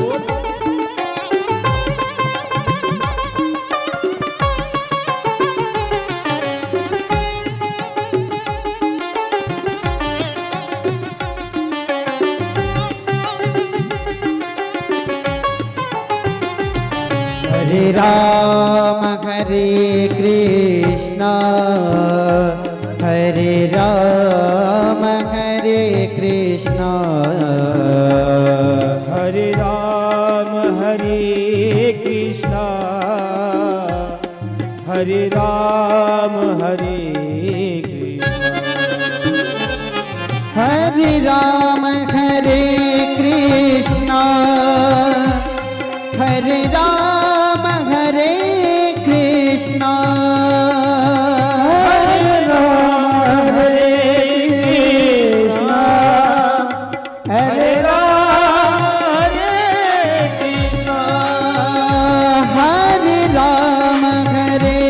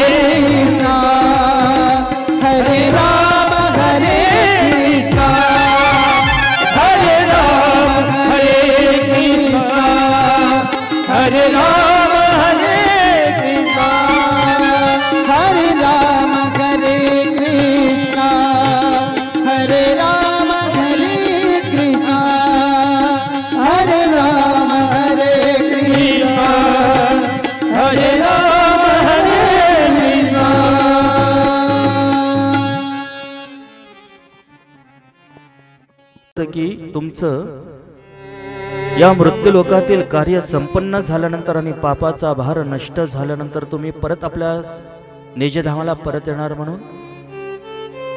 अरे पापाचा भार तर नष्ट झाला, कंसादी राक्षस मारला गेलेत, परत तुम्ही काय येत नाही. भगवंतांनी सांगितलं बघा देवतांनो, सगळ्यात मोठा पापाचा भार असेल तर माझं यदुकुल. जोपर्यंत यदुकुल नष्ट होत नाही तोपर्यंत मी आपल्या निजधामाला परत येत नाही. आता काय झालं, यदुकुल आता नष्ट होणार होतं. भगवान कृष्ण परमात्माला प्रत्येक पत्नीपासून 10 मुलं झाले होते. लक्षात ठेवा बरं, काही काही गोष्टी भागवतातल्या लक्षात ठेवण्यासारख्या असतात आणि ठेवायला पाहिजे. 16,108 पत्न्यांना प्रत्येकीला 10 मुलं झाले होते. आणि भगवान कृष्ण परमात्मा संपूर्ण मुलांना वेळोवेळी मार्गदर्शन करीत होते. मुलांना सांगायचे, मुलांना एक गोष्ट आपल्या जीवनामध्ये लक्षात ठेवा, तारुण्य, ऐश्वर्य आणि सौंदर्य या 3 गोष्टी माणसाला बिघडवल्याशिवाय राहत नाही. तारुण्य अवस्थेमध्ये बुद्धी बिघडते. ऐश्वर्य जर असलं तर माणसं उन्मत्त होतात. दारू सारखे व्यसन माणसाला जडतं जर विनाकारणचा पैसा माणसाकडे असला तर. आणि सौंदर्य माणसाला बिघडवतं. सर्वचे सर्व मुलं खाली मान टाकतात आणि देवाला विचारतात, म्हणे बाबा या सगळ्या गोष्टी आम्हाला का सांगता. भगवान म्हटले, मी तर तुम्हाला याच्याकरता सांगतो मुलांना की आपल्या जीवनामध्ये कधी संतांची विटंबना कधी होता कामा नये. कारण आत्मज्ञाने चोखडी, संत हे माझीच रूपडी. संत हे माझं हृदय आहे, संत ही माझी विभूती आहे. आणि एखाद्या वेळा जर माझा अपमान झाला तर जीवनामध्ये सहन करेल, पण माझ्या भक्तांचा आणि संतांचा जर कोणी अपमान केला तर मी जीवनात कधी सहन करणार नाही. लक्षात ठेवा, कदाचित तुम्ही माझे पुत्र असाल तरी पण. संत सेवेचं महत्व तर तुकोबारायांनी सुद्धा वर्णन केलेलं आहे. देव सारावे परते, संत पुजावे आरते. अरे एखाद्या वेळा आपण देवपूजेमध्ये मग्न असाल आणि अशा वेळा जर संत महात्म्यांचं आगमन आपल्या घरी झालं तर संत सांगतात, पहिल्यांदा देवपूजा बाजूला करा आणि संत पूजन पहिल्यांदा करा. कारण संत हे देवाचं हृदय आहे, संत हे देवाचं मन आहे. आणि संतांच्या सेवेमध्ये परमात्मा संतुष्ट होतो. तुकोबरायांची कित्येक प्रमाण आहे. तुका म्हणे देवा, त्यांची केली पावे सेवा. हा, संतांच्या सेवेमध्ये परमात्मा संतुष्ट होतो. एक दृष्टांत सांगतो, फार गोड आहे, जरा लक्षपूर्वक आहे का. महिन्याचा एक वारकरी आळंदीवरून पंढरपूरला, पंढरपूरवरून आळंदीला परतीची वारी करायचा. आता काय व्हायचं की त्या वारकऱ्याचं येता जाता मुक्काम पडायचे का पाटलाच्या घरी. पाटील सुद्धा अत्यंत निष्ठावान होता. आल्या वारकऱ्याचं नित्यनेमाने स्वागत करायचा, उपचार करायचा, सेवा करायचा. वारकरी ज्या वेळा घरी आला, नेहमीप्रमाणे उन्हाळ्याचे दिवस त्याचा पाटलाचा एक नियम होता. अंगणामध्ये असणारं जे आंब्याचं झाड होतं ना, त्या आंब्याच्या झाडाला प्रतिवर्षी आंबा ज्यावेळा पाडायला यायचा त्यावेळा 5 आंबे काढायचे आणि वारकऱ्याजवळ पडशीमध्ये बांधून द्यायचे, पंढरपूरला देवासाठी नैवेद्य म्हणून. नेहमीप्रमाणे यावेळेला सुद्धा वारकऱ्याचं मुक्काम झालं, जेवण झालं, वारकरी जाण्याकरता निघाला. 5 आंबे तोडले, पडशीत बांधले, वारकऱ्याजवळ दिले. वारकरी भजन करीत करीत करीत करीत पंढरपूरच्या रस्त्याने निघाला. आता पुढे काय झालं ते ऐका. भजन करीत करीत वारकरी ज्यावेळा पुढे निघाला, पंढरपूरच्या अलीकडे एक गाव होतं, त्या गावामध्ये वारकऱ्याचं मुक्काम पडलं. पण योग असा, ज्या घरी ज्या गावामध्ये मुक्काम करायचं त्या गावामध्ये नेमकं सुतक पडलेलं. आणि आता सुतकातलं अन्न चालत नाही. आम्ही आळंदी क्षेत्रामध्ये ज्यावेळेला होतो, आळंदीमध्ये मधुकरीची प्रथा अजूनही जी ज्ञानोबांच्या काळापासून होती. वारकरी शिक्षण संस्थेमध्ये अध्ययन करणारी मंडळी अजूनही अन्न ग्रहण करतात मधुकरीचं. कारण मधुकरीचं अन्न हे ज्ञान प्रदान करणार आहे, ती साधना आहे. संस्थेमध्ये आम्ही असताना ज्यावेळेला मधुकरी गोळा करण्यासाठी जायचो, 15 लोकांचा विद्यार्थ्यांचा एक ग्रुप असायचा. आज यांनी जायचं, उद्या त्यांनी जायचं, असं करता करता 15 दिवसानंतर एकदा पाळी यायची. आज जवळजवळ 70 ते 75 घरची मधुकरी एकत्र केली जात होती.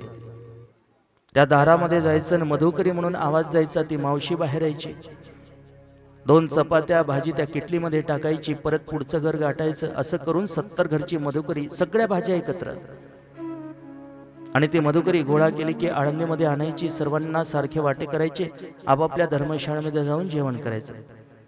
पण कधी कधी काय होत होतं की मधुकरी गोळा करता करता एखाद्या घरी जर समजा सुतक पडलं की त्या परिवारामध्ये असणारे जेवढे काही कुटुंबातले लोक, त्या सर्वांनाही सुतक असायचं. त्या घरचं अन्न चालत नव्हतं. मग अशा स्थितीमध्ये काही पर्यायी व्यवस्था करावी लागत होती. पण आता मात्र अनुकूल काळ आहे, पहिल्यासारखं जीवन राहिलं नाही. आता काय झालं की त्या वारकऱ्याचं ज्या घरी मुक्काम होतं त्या घरामध्ये नेमकं सुतक पडलेलं आहे. आता काय खायचं अडचण निर्माण झाली. पण लक्षात आलं की आपल्याला पाटलाने 5 आंबे दिलेले. बस दिलेल्या 5 आंब्यापैकी असं करतो, 2 आंबे खातो, राहिलेले 3 देवाजवळ नेतो. देवाला क्षमा मागितली, सांगितलं पांडुरंगा, अरे पाटलाने तुझ्याकरता 5 आंबे दिलेत, पण 2 मी खातो, बरं मला क्षमा कर. पांडुरंगाची क्षमा याचना केली आणि त्या वारकऱ्यांनी 2 आंबे खाल्ले. उर्वरित 3 आंबे पडशीमध्ये बांधले, थेट गेला पंढरपूरला. भजन करीत करीत पंढरपूर क्षेत्रामध्ये पोहोचला. देवाच्या पायावर डोकं ठेवलं, देवाला क्षमा मागितली आणि उरलेले 3 आंबे देवाच्या पायाजवळ ठेवले. क्षमा मागितली, सांगितलं देवा, पाटलांनी दिलेल्या 5 आंब्यापैकी 2 मी खाल्ले, 3 तुला समर्पित करतो, बरं मला क्षमा कर. पांडुरंगाची क्षमा मागितली. परतीचा प्रवास करीत करीत करीत करीत वारकरी येऊ लागला त्या पाटलाच्या घरी. पाटलांनी यथाविधी नेहमीप्रमाणे वारकरी भावाचं स्वागत केलं, आतमध्ये नेलं. रात्रीचं भोजन झालं आणि घडलेला सगळा प्रकार वारकऱ्यांनी त्या पाटलाला सांगितला. बरं का पाटील भाऊ, तुम्ही मला 5 आंबे दिले होते, पण भूक लागल्यामुळे सुतक पडल्यामुळे 2 मी खाल्ले, 3 देवाच्या पायाजवळ वाहिले, बरं मला क्षमा करा. पाटील म्हटला, अहो असं काय म्हणता वारकरी भाऊ, अहो तुम्ही खाल्ले काय आणि देवानी खाल्ले काय?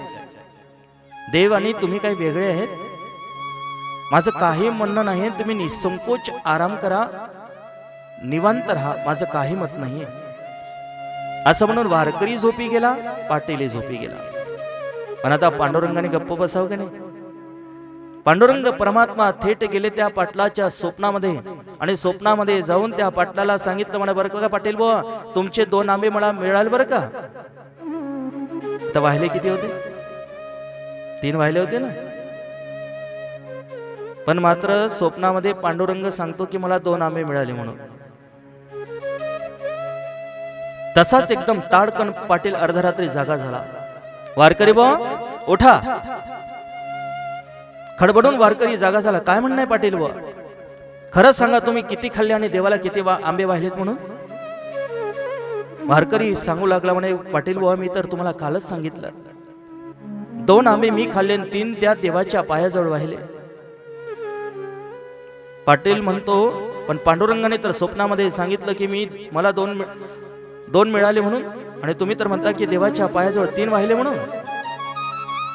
तुम्ही खरे की तो देव खरा?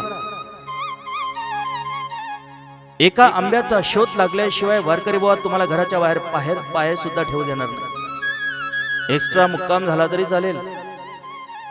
वारकरी विनंती करतो, पाटील बुवा खरं सांगतं, अख्खा आयुष्य माझं पंढरपूरची वारी करण्यामध्ये गेलो हो. आयुष्यात कधी खोटं कधी बोललो नाही, पण आज तुमच्या समोर का आणि असं खोटं मी बोलू शकत नाही आणि कधी बोललो पण नाही, विश्वास ठेवा.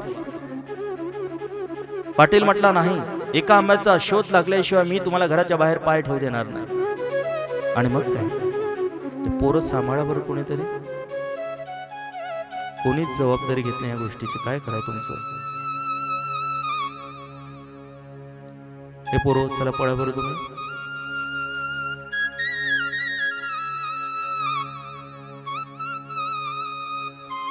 काय झालं?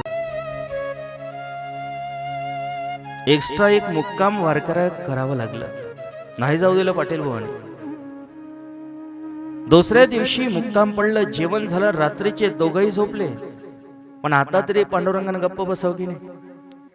पुन्हा पांडुरंग परमात्मा पाटलाच्या स्वप्नामध्ये गेला आणि पाटलाला पुन्हा सांगितलं, बरं का पाटील बुवा, तुमचे 2 आंबे मला मिळाले बरं का. पाटलानं लगेच देवाला थांबवलं. स्वप्नातच सांगितलं, थांब, कालपासून डोकं उठवलेस तू माझं. 2 आंबे मिळाले, 2 आंबे मिळाले. कसले 2 मिळाले? वारकरी तर म्हणतो तुझ्या पायाजवळ 3 वाहिले आणि तू म्हणतो की 2च मिळाले, काय भानगड आहे?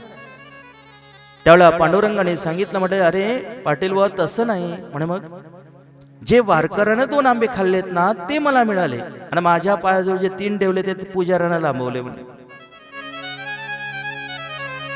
तुका म्हणे देवा त्यांची केली पावे सेवा. संतांच्या सेवेमध्ये परमात्मा संतुष्ट होतो. म्हणून भगवंत सांगतायत बरं का पुत्रांनो, एक गोष्ट जीवनामध्ये लक्षात ठेवा, संत हे त्रिकालदर्शी असतात. माझा झालेला अपमान मी जीवनामध्ये सहन करेल, पण माझ्या भक्तांचा आणि संतांचा जर अपमान केला तर लक्षात ठेवा.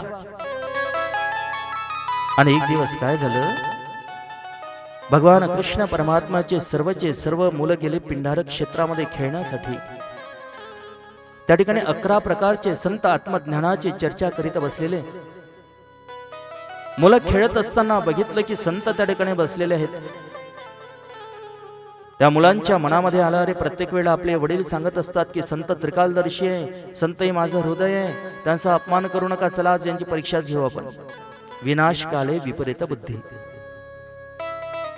म्हणून यांनी केलं काय की तो साम होता ना जामवतीचा मुलगा, त्या सामला त्यांनी साडी नेसवली आणि जणू काही ती एखादी मुलगी आहे, गर्भवती असल्याचं नाटक करू लागली. म्हणजे तो मुलगाच मुलीसारखा दिसू लागला. आणि ज्यावेळेला संतांच्या समक्ष आणून उभा केलं आणि सांगितलं, म्हणे महात्म्यांनो ही नववधू आहे, काही दिवसाआधी हिचं लग्न झालं होतं आणि गर्भवती आहे. महात्म्यांनो सांगा हिला मुलगी होईल की मुलगा होईल? संतांची चेष्टा करू लागली, परिणाम भोगावा लागला. त्या महात्म्याने सांगितलं, अरे तुम्ही आहे तर त्या कृष्ण परमात्म्याची मुलं आणि संतांची विटंबना करता, आमचा शाप आहे, याच्यापासून एक मुसळ निर्माण होईल आणि ते संपूर्ण यदुकुळाचा नाश करून टाकेल.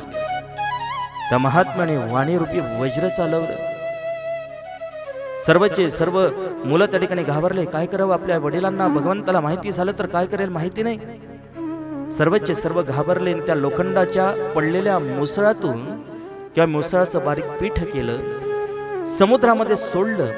तेच पीठ पुढे कसं अनर्थाला कारण घडलं पुढे शुकदेवांनी वर्णन केलेलं आहे. आता बघा, ज्या यदुकुलामध्ये भगवंत अवतरण झाले होते त्या यदुकुलाला नष्ट होण्याचा शाप लागला होता. आणि त्या दिवस पासून यदुकुलाला नष्ट होण्याचा शाप लागला, त्या दिवस पासून द्वारकेमध्ये साधू संतांचं येणं जाणं कमी झालं होतं. आता कलियुगाला प्रारंभ होणार होता, द्वापारयुग संपणार होता. परमात्मा निजधामाला जाणार ही गोष्ट माहिती झाली उद्धवाला. जशी गोष्ट माहिती झाली, उद्धव भगवंताकडे आले आणि उद्धवाने देवाला सांगितलं, हे परमात्मा, मला तर असं माहिती झालं की तुम्ही आता मृत्यूलोक सोडून जाणार आहे म्हणून. भगवंताने सांगितलं, बघ उद्धवा, पहिल्यांदा तर मनातली गोष्ट काढून टाक की मी कुठे जातो आणि येतो. अरे तिन्ही काळामध्ये मी व्यापून आहे. न व्यापित्वात देश तंतो नित्यत्वात नापी कालतना वस्तोपी सर्वात्म्यात अनंतम ब्रह्मणी त्रिधा. जगाच्या आधी मी आहे, जगाच्या मध्ये मी आहे. आणि उद्धवा, जगत प्रलय झाल्यानंतरही माझं वास्तव्य कधी नष्ट होत नाही, लक्षात ठेव. उद्धवाने त्यावेळेला देवाला अनेक प्रश्न विचारले. आता उद्धवाने देवाला जे प्रश्न विचारले, दोघांचा जो संवाद आहे, या संवादा अंतर्गतच ग्रंथ निर्माण केला एकनाथ महाराजांनी. त्याला एकनाथी भागवत म्हणतात. केवळ त्याच्यामध्ये या दोघांचा संवाद विस्तारित केला एकनाथ महाराजांनी. 11 स्कंदावरती टीका. उद्धवाने देवाला विचारलं, देवा संन्यास कशाला म्हणतात ते सांगा. भगवान कृष्ण म्हटले, उद्धवा, हाच प्रश्न एकदा यदुराजाने भगवान दत्तात्रयांना विचारलेला होता. निर्जन वनामध्ये राजा यदू गेल्यानंतर भगवान दत्तात्रयाला बघितलं, विचारलं, म्हणे हे परमात्मन, या निर्जन वनामध्ये ना राहण्याची व्यवस्था, ना खाण्याची व्यवस्था, ना झोपण्याची व्यवस्था, तरी पण या निर्जन वनामध्ये आपण वास्तव्य करता, हे कसं काय? भगवान दत्तात्रय यदुराजाला सांगतात, राजन, प्रत्येक गोष्टीचा एक अभ्यास असतो. अरे मी माझ्या जीवनामध्ये ज्या ज्या गोष्टी अवगत केल्यात ना, याला कारण आहे प्रत्येक तत्वाला मानण्याला मी अनेक गुरु आपल्या जीवनामध्ये केलेले आहे. या जगामध्ये एक असं तत्व नाही की ज्याच्यापासून मी गुण शिकलो नाही. जो जो जयाचा घेतला गुण तो तो म्या गुरु केला जाण. गुरुसी आले अपारपण जगत संपूर्ण गुरु दिसे. संपूर्ण जग मला गुरु दिसते, पण महत्वाचे मी आपल्या जीवनामध्ये 24 गुरु केले. पृथ्वी वायुराकाश आपो अग्नी चंद्रमा रवी कपोतो अजगर सिंधू पतंगो मधुपृगजा मधुहा हरिणो मीन पिंगला कुररोर्भका कुमारी शत्रु सर्प पूर्णनाभे सुपेशकृत. पृथ्वीला गुरु केलं, वायूला गुरु केलं, पाण्याला गुरु केलं, मुलीला गुरु केलं, अर्भक लहान मुलाला गुरु केलं. एवढंच नाही तर म्हणतात भगवान दत्तात्रेयाने गुरु केले का वेश्येला. पिंगला नाम वेश्यासीत विदेह नगरे पुरा. कारण आशा जीवनामध्ये माणसाला कसं दुःख देते याचं मूर्तिमंत उदाहरण असेल तर वेश्येचं जीवन. कोणकोणत्या तत्वाला कोणत्या कारणामुळे गुरु केलं याचं वर्णन केलेलं आहे. प्रत्येकाचा विस्तार इथं सांगणं शक्य नाहीये. पुढे चलतो. अनेक प्रश्न विचारले आणि सांगितलं उद्धवा अष्टमहासिद्ध्या त्या ठिकाणी सांगितल्या गेल्या. अनिमा महिमा मूर्तेर लघिमा प्राप्तिरिंद्रैहि प्राकाम्य श्रुत दृष्टेषु शक्ती प्रेरण मिशिता गुणेश्व संग वशिता यत कामस्य देवस्य तेतामे सिद्धमे सौम्य अष्टा उत्पत्तिका मतः. अष्टमहासिद्ध्यांचं वर्णन केलं, स्वतःच्या विभूतीचं वर्णन केलं, त्यानंतर चारही आश्रमाचं वर्णन करून सांगितलं आणि शेवटी सांगितलं उद्धवा इथून पुढे कलियुग चालू होणार आहे. कलियुगातील लोकांची मती फार विचित्र असेल. प्रत्येक मनुष्य धन मिळवण्यामध्येच पुरुषार्थ समजेल. कलियुगाचं वर्णन येत आहे बरं. भावी कलियुगामध्ये एक विचित्र दृश्य, विचित्र अवस्था आपल्याला पाहायला मिळणार आहे. भ्रतारा सोडून घरोघरी फिरतील नारी, पुत्र तो होईल पित्याचा वेरी. स्त्रिया आपला पती सोडून इतर पुरुषांच्या आणि सानिध्यामध्ये आपले जीवन व्यतीत करेल. 5 वर्षाची नारी भ्रतार मागेल, 6 वर्षाची नारी गर्भीण राहील. 6 वर्षाच्या काळामध्येच मुलगी गर्भवती होईल. माणसाचं आयुष्य कमी होईल, माणसाची उंची कमी होईल, गायी दूध कमी देतील आणि जेही दूध देतील तेही निक्कस देतील की त्या दुधातून तूप निघणार नाही. हरभऱ्याच्या झाडाखाली माणसं बसतील एवढी माणसाची उंची असेल. स्त्रियांना प्राधान्य जास्त मिळेल.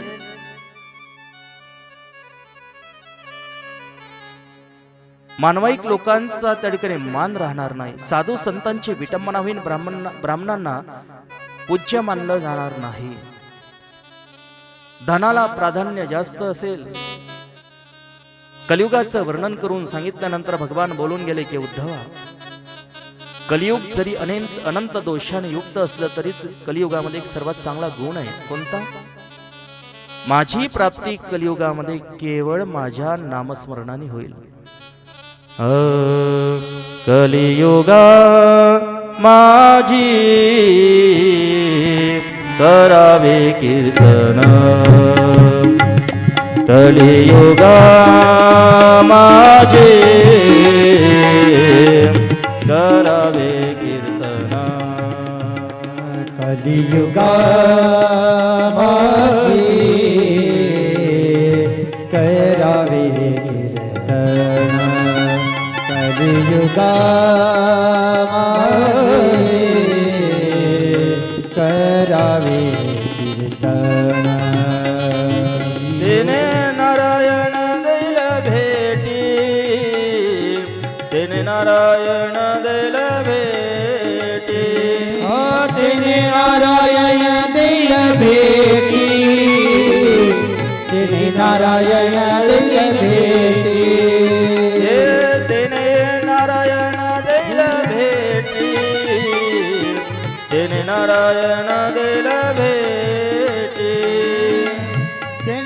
नारायण दिल भेटी तेने नारायण दिल भेटी कलियुगा माझे करावे कीर्तन कलियुगा माझे करावे कीर्तन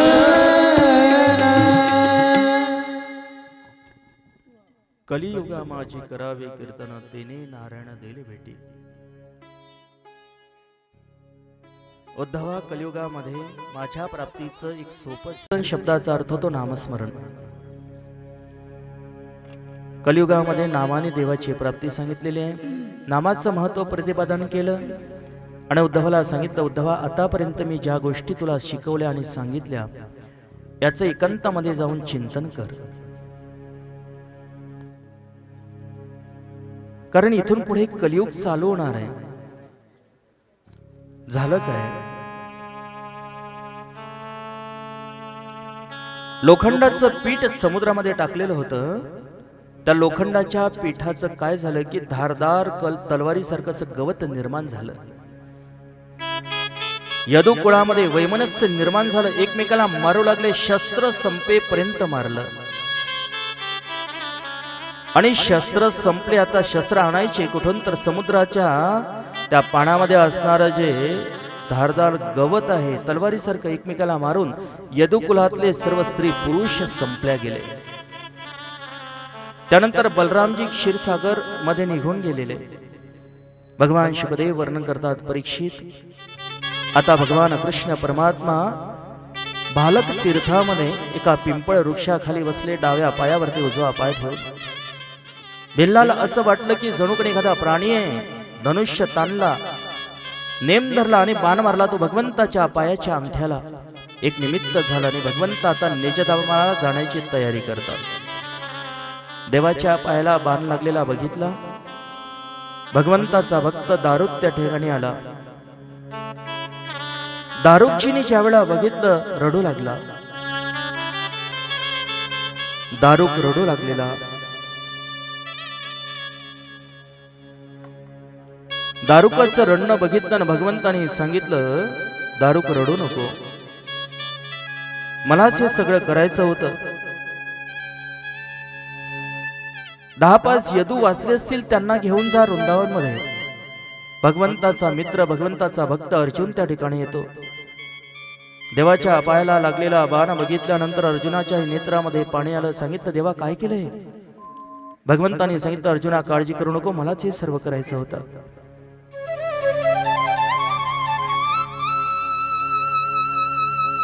मला काही पर्याय नाही का?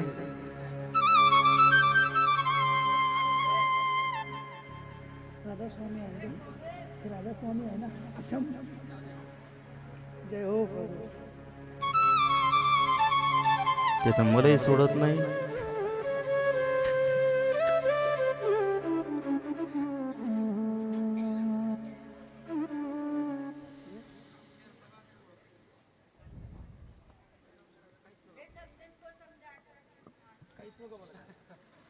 माझ्याकडे लक्ष द्या, तिकडे लक्ष. झालं काय की भगवंताच्या पायाला बाण लागला. अर्जुनाला सांगितलं, अर्जुना काळजी करू नकोस, माझ्या ज्या काही पत्नी असतील त्या सर्वांना घेऊन जा, कारण आता द्वारका समुद्रामध्ये बुडणार आहे. अर्जुनाला असं निवेदन केल्यानंतर भगवान कृष्ण परमात्माने डोळे बंद केले आणि आपलं शरीर भगवंताने त्या ठिकाणी अदृश्य केलं. द्वारकाधीश भगवान परमात्मा हा मृत्यूलोक सोडून निघून गेले. परीक्षित, ज्या क्षणापासून परमात्मा कृष्ण मृत्यूलोक सोडून निघून गेले त्याच क्षणापासून कलियुगाला प्रारंभ झाला. आणि आज विद्वानांचं काहींचं मत आहे की भगवंत गेल्यापासून आज 5020 वर्ष पूर्ण झाले कलियुग चालू होऊन. भगवान शुकदेव बोलतात, परीक्षित, परमात्मा कृष्ण निजधामाला निघून गेल्यानंतरच्या काळामध्ये पांडवांनी सगळं राज्य तुझ्या स्वाधीन सोपवलं आणि कुशलतेने तो राज्यकारभार सांभाळला. परीक्षित राज्य चालवता चालवता एक दिवस तो असा काही अनर्थ करून बसला की तुझ्या पूर्वजांनी पांडवांनी आपल्या जीवनामध्ये कधी असं केलं नव्हतं. एका संतांची विटंबना तो करून बसला. तुला तहान लागली, भूक लागली, अन्न पाण्याच्या अपेक्षेने तू शमिक ऋषींच्या आश्रमामध्ये गेला होता. अन्न पाण्याची याचना केली, पाणी दिलं नाही. कलियुगाने तुझ्या मस्तिष्कामध्ये प्रवेश केला होता. दुर्बुद्धी निर्माण झाली. त्या संतांची विटंबना करण्याची दुर्बुद्धी तुला निर्माण झाली आणि बाणाच्या टोकावरती सर्प उचलून, तो साप उचलून तो त्या महात्म्यांच्या गडामध्ये टाकून निघून गेला. परीक्षित, अरे त्या महात्म्याने तुला शाप दिला की आजपासून 7व्या दिवशी तक्षक सर्प येऊन चावून तुझा अकाळे मृत्यू होईल. परीक्षित, आज तोच 7वा दिवस आहे. आज तुझा अकाळी मृत्यू होणार. तुला सर्प येऊन चावून अकाळी मृत्यू तुझा ठरलेला आहे. परीक्षित, आतापर्यंत अनेक प्रश्न मला विचारलेले आहे आणि विचारलेल्या सर्व प्रश्नांची उत्तर मी देत गेलो, पण आज एक प्रश्न आहे आणि हा प्रश्न मी तुला विचारणार आहे. परीक्षित, आज त्या प्रश्नाचं उत्तर तुला द्यायचं आहे. आता परीक्षित राजाच्या मागे बसलेले सर्वचे सर्व संत पाठीचा कणा ताठ करून बसले. सर्वांना असं वाटलं जणू काय प्रश्न विचारतात शुकाचार्य माहिती नाही. आणि मग मात्र भगवान शुकदेवाने परीक्षितला अंतिम प्रश्न विचारला आणि विचारला सांगितलं, सांग परीक्षित, तू मरणार आहेस का? परीक्षित राजाने क्षणाचा विलंब लावला नाही की उत्तर दिलं, अरे महाराज, मी जन्मालाच आलो नाही तर मरण्याचा प्रश्नच येतो कुठं? भगवान शुकदेव म्हटले, बस माझ्या भागवताचं सार्थक झालं. तुला आत्म स्वरूपाचं ज्ञान प्राप्त झालं, कारण आत्मा जन्मालाच येत नाही तर मरण्याचा प्रश्न येत नाही. मरण आणि जन्म या अवस्था तर देहाच्या ठिकाणी आहे परीक्षित, आणि तुला तर ती अवस्था केव्हाची प्राप्त झाली, ज्या वेळा माझं दर्शन तुला झालं. असं म्हणून भगवान शुकदेव तिथून उठून निघून गेले. कुठे गेले याचा तपास लागला नाही. शुकदेव भगवान की नैमिषारण्यामध्ये चालत असलेले हे चर्चा सत्र सूतमुनी शौनकादी ऋषींना ही कथा नैमिषारण्यामध्ये कथित करत होते. सूतजी सांगू लागले, ऋषींनो, भगवान शुकदेव कुठे निघाले हे ते माहिती नाही. त्यानंतर परीक्षित राजाला चावा घेण्यासाठी तक्षक सर्प येतो, त्याला चावतो. परीक्षित राजाला सर्प चावून झाल्यानंतर परीक्षित राजाचं पांचभौतिक शरीर त्याच ठिकाणी पडलं जातं. दिव्य शरीर त्याला प्राप्त होतं आणि भगवंताच्या धामातून त्याला नेण्याकरता विमान येऊन परीक्षित भगवंताच्या वैकुंठ धामाला प्राप्त होतो. परीक्षित महाराज की जय. नैमिषारण्यामध्ये 88,000 ऋषींच्या समक्ष सूत महाराज सर्व ऋषींना ही भागवत कथा कथित करत होते. आणि नैमिषारण्यामध्ये केवळ भागवतच सांगण्यात आलं असं नाही, 18ही पुराणांचं कथन त्या ठिकाणी झालेलं आहे. आणि हे सगळे पुराण महर्षी व्यासाने ग्रंथ रूपामध्ये लिहिलेले आहे. म्हणून भगवान व्यासांचे आपल्यावरती अनंत उपकार आहेत. ज्ञानोबांनी सुद्धा ज्ञानेश्वरीमध्ये व्यासांना वर्णन केलेलं आहे. व्यासांचा मागोवा घेतो, भाष्यकारा ते वाट पुसितो. नमोस्तुते व्यास विशाल बुद्धे फुल्लार बिंदा यतपत्र नेत्र एनत्वया भारत तैल पूर्ण प्रज्वालितो ज्ञानमय प्रदीपहा. 7 दिवसामध्ये ही भागवत कथा या ठिकाणी संपन्न झाली. अनेकांचं सहकार्य या सप्ताहामध्ये लाभलं. अनेक वर्ष आपण भागवतही श्रवण केलं असेल. या सप्ताहामध्ये ज्यांनी ज्यांनी ज्या ज्या प्रकारे योगदान दिलं त्या सर्वांचं कौतुक करण्यासाठी आहे, करण्यासारखं आहे.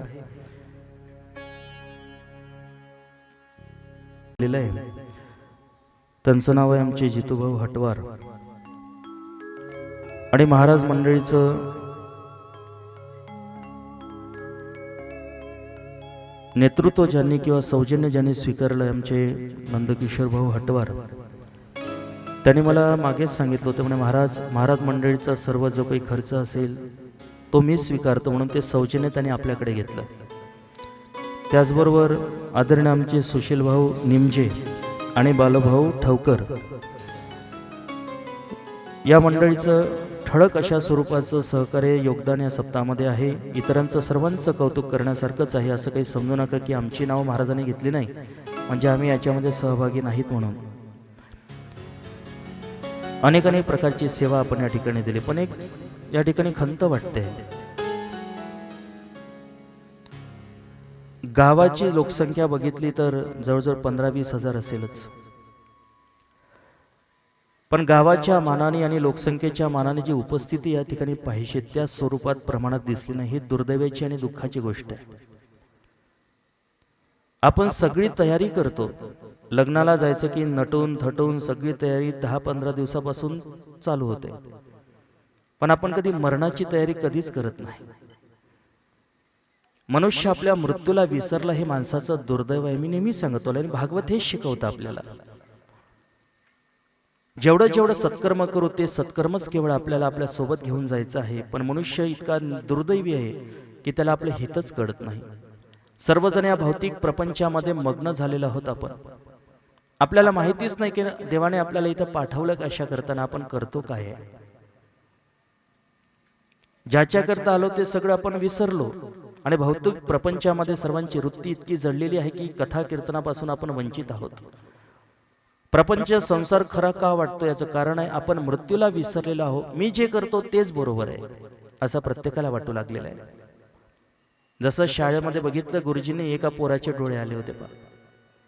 डोळे आलेले बघितले, गुरुजींनी विचारलं म्हणे बाळू तुझे डोळे आलेत का रे? तो म्हणला गुरुजी डोळेनं काय असतं मला माहिती नाही. अरे तुझे डोळे लाल आहेत ना? तो म्हणला हो. डोळे खुपत असतील ना? म्हणे हो. नक्की तुझे डोळे आलेले, शाळेत राहू नको, घरी जा, आराम कर 8 दिवस, डोळे बरे झाले की मग शाळेत ये. पोरग उड्या मारतच घरी गेलं. बरं झालं सुट्टी भेटली, बरं झालं सुट्टी भेटली. 8 दिवस घरी राहिलं, उड्या मारल्या, खेळलं, बागडलं, खायला प्यायला भेटलं. तब्येत 8 दिवसानंतर स्ट्रॉंग झाली. बाप म्हटला उठ आणि जा शाळेत. डोळे व्यवस्थित झालेले, बरे झालेले. पोरग उठलं, शाळेत नाही गेलं, पण थेट गेलं ते हनुमंतरायाच्या मंदिरामध्ये. मारुतीरायाच्या पाया पडलं आणि हनुमंतरायाला सांगितलं मारुतीराया काही कर पण माझ्या डोळ्याची व्हॅलिडिटी आणखी 8 दिवस वाढवून दे. आता डोळेने हे चांगलं लक्षण आहे का? पण अज्ञानामुळे अडाणपणामुळे त्याला असं वाटतं की हेच बरं आहे. आपलं जीवन तसंच आहे. भौतिक संसारामध्ये आपण सर्वस्व मानून बसलेलो आहोत. कथा कीर्तनाला थोडंसं महत्त्व देत जा. पुढच्या वर्षी तरी कमीत कमी उपस्थितीत दर्शवा. योग आला तर पुनश्च आपण या ठिकाणी कथेचा योग आणू किंवा भाऊ बोलवतीलच आपण येऊ, पुन्हा कथा करूच. बहुतेकांची इच्छा पण आहे की पुढच्या वर्षी महाराज तुम्हीच या म्हणून. पण मी तेव्हाच येईल जर तुम्ही जास्त संख्येने उपस्थित राहाल तर. इनमिन 3 छटाकभर लोकात कथा करण्यात काय मजा आहे की नाही? जेवढे खांब तेवढेच माणसं. आमच्या कबीर महाराजांच्या कथेमध्ये कीर्तनामध्ये बघा लाख लाख लोक असतात. त्या बाबतीत आम्ही अभागी आहोत. असो झालेली सेवा माऊलीच्या चरणी समर्पित करतो. आपल्या जीवनामध्ये काही व्यसन असतील तर व्यसन सोडून द्या. भागवतामध्ये हा प्रण करा की इथून पुढे माझ्या जीवनामध्ये जे काही व्यस्त आहेत मी सोडेल. कारण व्यसन माणसाला अधोगतीला नेतं. या गोष्टी मी सांगण्यापेक्षा आपण आपलं जीवन परिशीलन करा. कधीतरी आपल्या जीवनामध्ये या व्यसनामुळे समाधान मिळालं का? अरे स्वतः तर आपण दुःख भोगतो, घरातला कुटुंबातल्या लोकांना सुद्धा दुःख देतो. तो मनुष्य आपल्या जीवनामध्ये सुखी राहू शकत नाही. हा अनुभव तुम्हाला येतो, पण आपण आपल्या इंद्रियावर ताबा ठेवत नाही, हे दुर्दैव आहे. असो माळा नसतील तर माळा घाला. संकल्प करा की आतापर्यंतच्या जीवनामध्ये जे काही वाईट कर्म झालं असेल ते मी सोडून देतो. नवीन जीवनाला प्रारंभ करतो म्हणून माळ आणि गळ्यामध्ये धारण करा. ज्ञानोबाराय तुकोबारायांचं नामस्मरण चिंतन भक्ती उपासना आपल्या जीवनामध्ये ठेवा. पंढरीची वारी एकदा तरी करा. ज्ञानोबारायांच्या ज्ञानेश्वरीचं पारायण करा जेणेकरून आपल्या जीवनाचं सार्थक झालं पाहिजे. या ठिकाणी उपस्थित आमचे मंचावरती कलाकार मंडळी, त्यामध्ये आमचे तबलावादक सोनू महाराज तलमले उत्कृष्ट तबल्याची साथ दिली, त्यांनाही धन्यवाद. आमचा नितीन पॅडवाला, त्याने उत्कृष्ट पॅड सेवा या ठिकाणी दिली, त्यालाही धन्यवाद देतो. आमचे चेतन महाराज फुटाणे अमरावती जिल्हा, प्रत्येक कथेमध्ये ते माझ्यासोबत असतात. याही वेळा त्यांनी उत्कृष्ट गायनाची साथ दिली, त्यांनाही नमस्कार. आणि राजू महाराज गोरले, या दोन्ही कला त्यांना अवगत आहे, हे कौतुक करण्यासारखं आहे. वाजवणे आणि म्हणणे या दोन्ही क्रिया, एक क्रिया हाताची आणि एक क्रिया तोंडाची. आपण देवाची आरती करतो. आरती करत असताना एका हातामध्ये आरती असते, दुसऱ्या हातामध्ये घंटी असते. एक वाजवण्याची क्रिया, एक फिरवण्याची क्रिया आणि एक तोंडाने म्हणण्याची क्रिया, 3 क्रिया एका वेळा करतात माणसं. पण कधी कधी काय होते, आरती म्हणता म्हणता घंटी बंद होते, कधी घंटी बंद होते, तोंड चालू राहतं, तर कधी आरती बंद होते. 2-3 क्रिया एका वेळा करणं शक्य होत नाही. म्हणणं आणि वाजवणे या गोष्टी त्यांनाच जमतात आणि उत्कृष्ट ऑर्गन वादक विदर्भामध्ये त्यांची ख्याती आहे. त्यांनी या ठिकाणी ऑर्गनची सेवा दिली, त्यांनाही धन्यवाद. आणि ज्यांचं यूट्यूब अखंड नाम संकीर्तन भागवत सप्ताह भागवताचार्य भ रोशन महाराज कळंबे.